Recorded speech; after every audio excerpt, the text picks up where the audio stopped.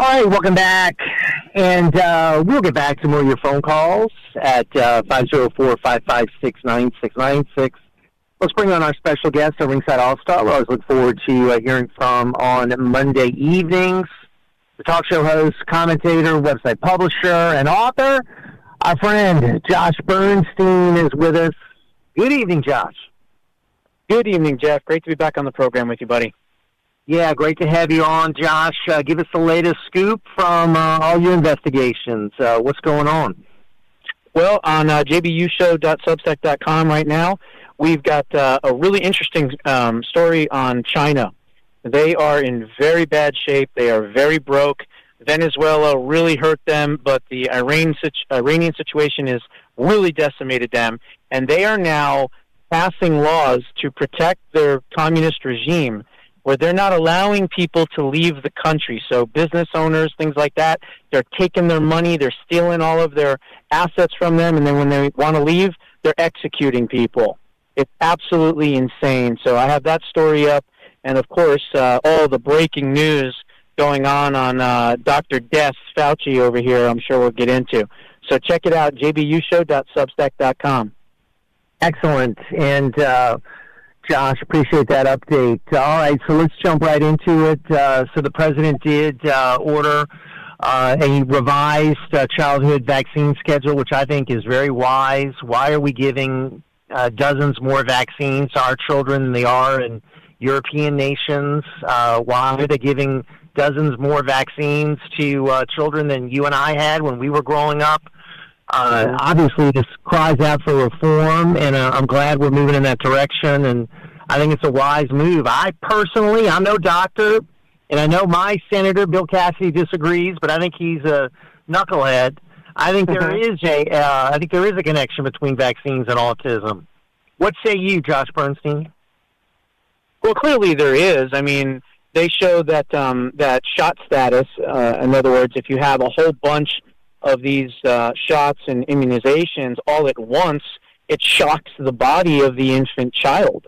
And so when you get a shot and you get, whatever that shot may be, you have to wait another 2 to 3 weeks before you bring that child in to get something else. And again, a lot of these things were not necessary anyway. A lot of the Eastern medicine and things like that show that a lot of these vaccines do much more harm than they do good for childhood safety and development and things like that. So I'm glad to see that we're going back to, 1983 to 1991, I believe, is what it was, the vaccine schedule. And so that's good. There's a lot more healthier children back then. You didn't have as much autism. You didn't have as much spectrum children and all these other things, and so it used to be reading, writing, and arithmetic. Now it's reading, writing, and Ritalin because of all the crazy things that these shots have created throughout the year. So I'm glad that it's also not mandatory. It's recommended. So, yeah, this is a big step in the right direction. And Josh, obviously there's something going on with autism. I mean, you can't go from 1 out of every 10,000 children to 1 out of 31 children. I mean, right. And at the same time, the vaccine schedule has increased tremendously. So I think there is a connection, or at least there's a worthy investigation needs to be launched. Without a doubt. I mean, look, we just saw President Trump and RFK Jr. just last year get up in front of the entire country and say, hey, don't take Tylenol. Don't take Tylenol when you're pregnant. Don't take all these different things that there's a link to autism. And what happened? We had these crazy white liberal women guzzling Tylenol on TikTok. It's just insane. But look, I think it gets even further than that. I mean, obviously the immunizations and the shots are a huge compensating factor to increased autism and other, neurological issues and things like that. But let's not forget the plastic. Let's not forget, some of these forever chemicals that are in so many different things. Let's not forget what's in our food supply, bioengineered, processed food, seed oils. So I think it's a culmination of all of that stuff, which is why at 51, I don't have any of those things. And I'm very, very careful with everything, that I put in my mouth and everything else. And I think people can learn from that. 504-556-9696. Josh Bernstein with us, Jeff Crouere here. And and I think some of these things are very important. What RFK Jr. is doing with the healthy foods, what has been done to try to limit these vaccines, limit the power of these pharmaceutical companies. I just aired earlier a clip from Project Veritas undercover reporting on these Pfizer scientists, really spilling the truth about the vaccine, saying one of them said he works for an evil company. Another one said that they're making all their money from the COVID vaccines. And I'm wondering, at this day and age after COVID, who is taking these vaccines and these boosters now? And then they've got the mRNA in the flu shot now from Moderna. I'm sure you heard about that. Yeah, and not only that, the text messages in Dr. Death's phones is absolutely startling. You're talking about a 4,000% increase in miscarriages from 2022 to 2024. That is just astronomical numbers. Think about that. And the fact is that he knew about it. And they said, and Vivek Murthy, they all said they knew about it. They said, this is a problem. And he said, well, it might be a problem, but we're going to ignore that problem because we got to make our money with Big Pharma, and we've got to get as many of these people. So he may have killed 1 million American citizens and another 10 million or 8 million or whatever it was around the world. How many unborn babies did he systematically kill as well? And then what about the injuries? What about the damages that people have incurred from this that they're still living with today? So you've got the injuries, the deaths, the lies. So the public was never told about these miscarriages, about his concern about miscarriages. Never told. So, he'll say it on a text message and an email, conversation with these other masters of the universe, but not the public, the unwashed masses out there, the people, the guinea pigs that he was encouraging to take this poison. So, again, this guy is about as evil as you can get. I heard somebody on TV saying, we hope he doesn't go to prison. I do. I want to see him fried like an egg, okay? That's what I want to see for Dr. Fauci there. And look, there are 5 states right now. We need more states to open up criminal investigations. And with this phone and all these documents and now proving, look, the Democrats knew exactly what he did, and they knew that he was going to be the #1 target because they helped him, and they helped him cover it all up. So when they were leaving office, they said, holy cow, they're going to fry this guy at the federal level. He's going to spend 400 years in jail for what he's done. We have to give him a pardon. But thankfully, that pardon does not work for the state level. So he can be prosecuted, and I believe he will. Yeah, he needs to be. 504-556-9696. So, other information we're following, of course, the rhinos are on vacation. They went on vacation without passing the Save America Act. They just passed a big stopgap funding bill to get the government through the election, so there's going to be no more government shutdown. And they didn't pass a supplemental spending bill that the president wanted that was more money for the defense budget and also for election integrity. So where are we right now on election integrity, Josh? Well, we have a Senate that basically, for all intents and purposes, is Democrat-controlled. Let's face it. Republicans do not control the U.S. Senate. The House is a little bit of a different story, but the Senate is Democrats. So think about it. President Trump won the election, he won the Senate, and he won the House.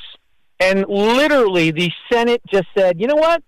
We're not going to do anything. We're going to let the Democrats obstruct everything, and we're going to help them obstruct everything. This is the most malfunctioning but evil and just terroristic act, if you can think about it, that this U.S. Senate Republicans have done to the American people.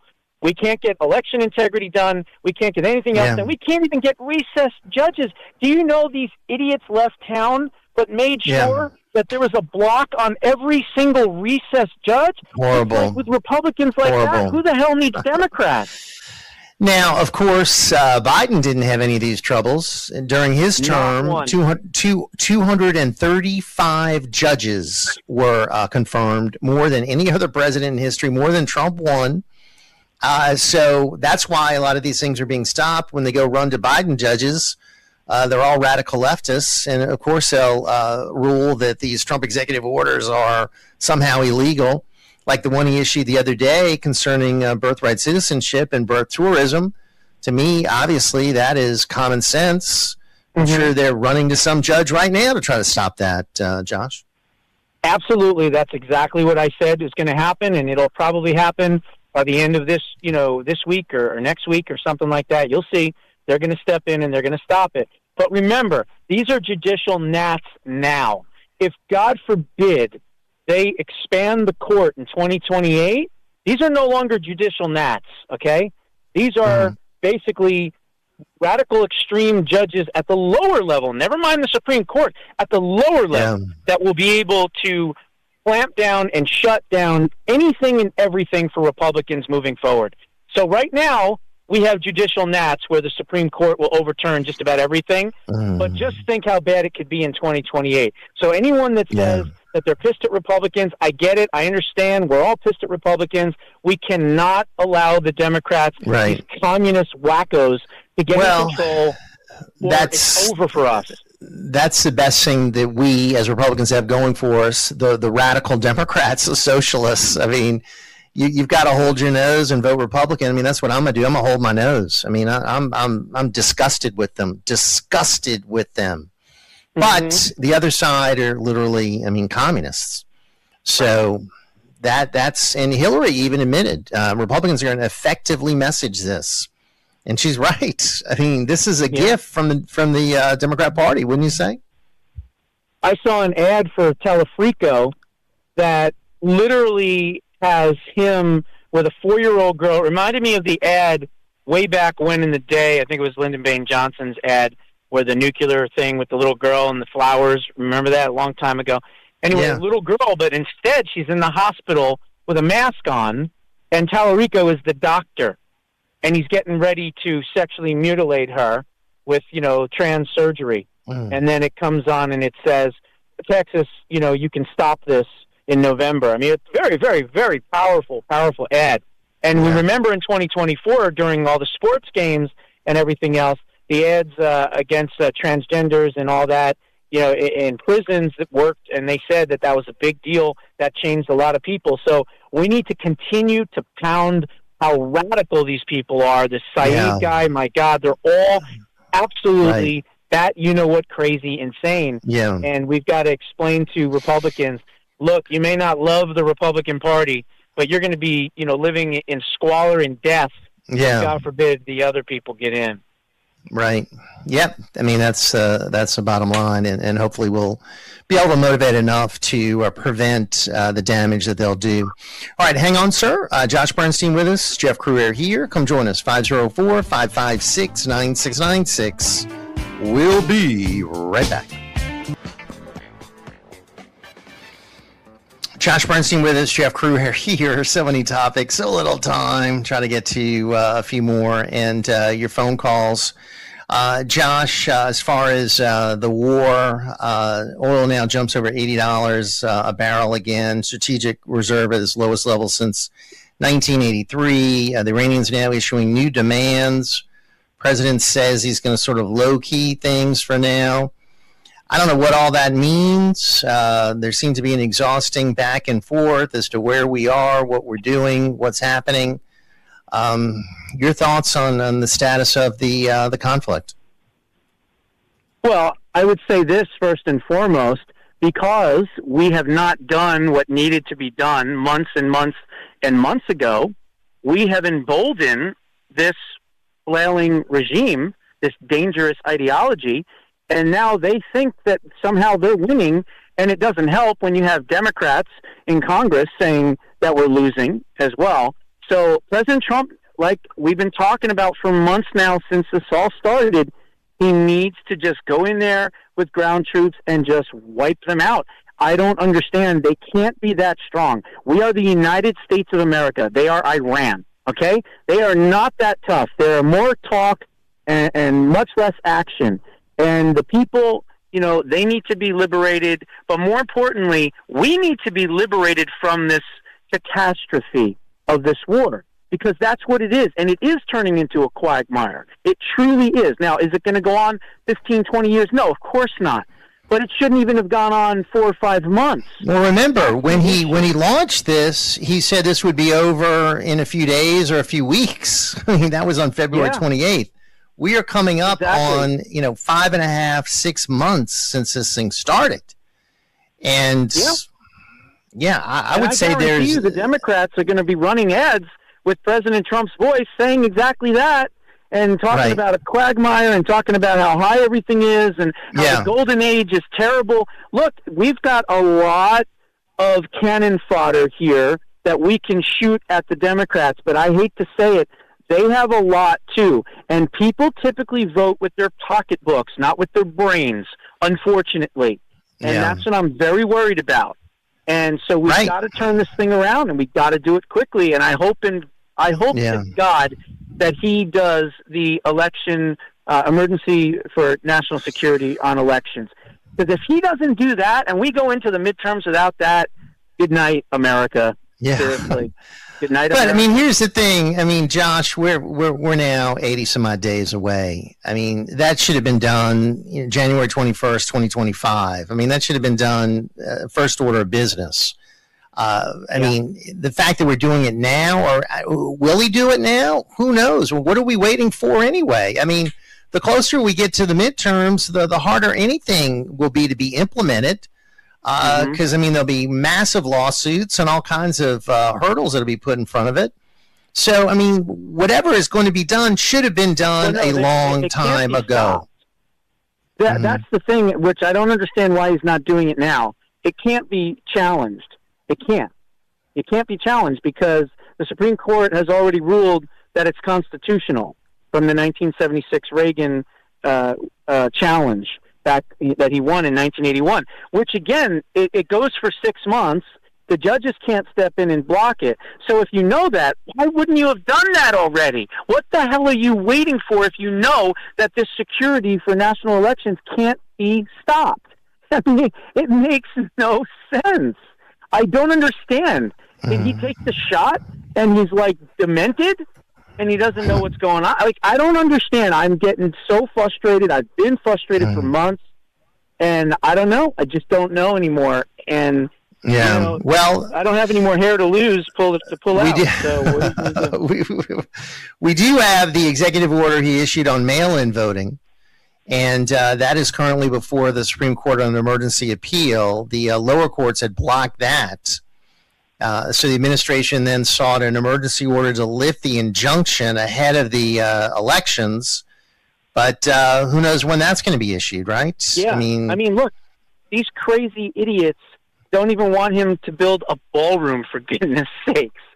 I mean, it's the spite and the pettiness of the left and how evil they are. And they are evil, let's face it. They're not a political party that we can contend with and we can agree with and we can find common ground. I mean, these people are full-blown communists that hate this country. And as soon as the people realize that, you got to hold your nose and go vote for Republicans. I don't care if that's the campaign slogan. Hold your nose and vote for Republicans. Yeah, well, we had an election down here between a crook and David Duke, the KKK leader, and the slogan was, vote for the crook, it's important. And, this would be, hold your nose, vote Republican, because they've they've blown it. I mean, they've had power for 2 years now. We expected an agenda to be implemented, and it hasn't been. I mean, nope. This is what happened in the first term, and we lost 42 seats, and they took control of the House. And, of course, they impeached him twice, which, of course, they'll do if they take control. Would you agree? Not necessarily. I don't think they're going to impeach him.